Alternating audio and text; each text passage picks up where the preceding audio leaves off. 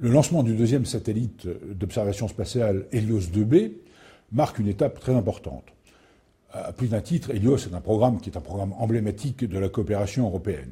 En premier lieu, je dois souligner la capacité des équipes pluriétatiques à coopérer sur un objet complexe dans des temps contraints et des coûts contraints.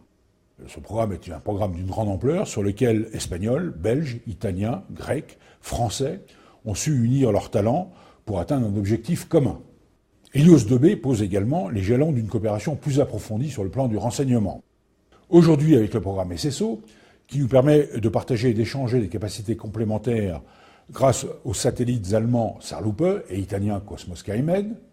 Demain, avec MUSIS, le futur programme d'observation spatiale que nous avons décidé de lancer en novembre 2008 avec nos partenaires allemands, espagnols, belges, grecs, italiens. Bientôt, j'espère, avec le programme CERES, puisque la France propose à ses partenaires européens de coopérer sur un futur système de renseignement d'origine électromagnétique spatiale. Helios est aussi un programme qui incarne l'excellence de l'industrie spatiale européenne. Cette excellence est mise en valeur grâce à la contribution qu'apporte le renseignement d'origine spatiale, à la capacité de renseignement global qui elle-même est mise en évidence particulière dans le cadre du livre blanc. L'espace permet de voir, d'écouter, de communiquer, de localiser à une échelle mondiale et en toute autonomie. Il offre une disponibilité quasi permanente, une maîtrise de l'information sans commune mesure avec les moyens terrestres ou aériens qui étaient utilisés précédemment.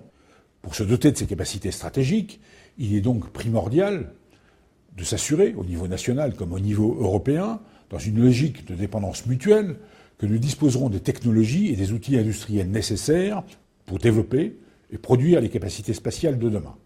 C'est pourquoi, en liaison extrêmement étroite avec le CNES, la DGA conduit des projets de démonstrateurs spatiaux.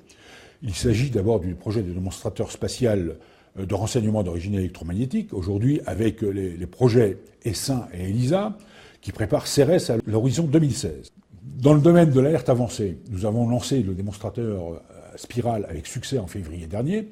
Ce démonstrateur fournit à l'heure actuelle nombre de données extrêmement importantes pour le futur projet opérationnel. Ce futur projet opérationnel sera en orbite à la fin de la décennie prochaine. Les compétences de tout premier plan d'industriels comme Astrium, comme Thales Alenia Space, Thales Communications, pour ne citer que les grands maîtres d'œuvre, sont un facteur absolument indéniable de succès de nos programmes spatiaux. Bien sûr, je n'oublierai pas l'importance du domaine des télécommunications, qui est d'ailleurs à la base de l'aventure spatiale militaire en France. Pour répondre à des besoins croissants des forces, la DGA conduit des programmes de télécommunications sécurisées, d'abord avec Syracuse 3 à l'heure actuelle, et Cicral 2, en coopération avec l'Italie, et de télécommunications de très haut débit avec Athena Philus, avec l'Italie également.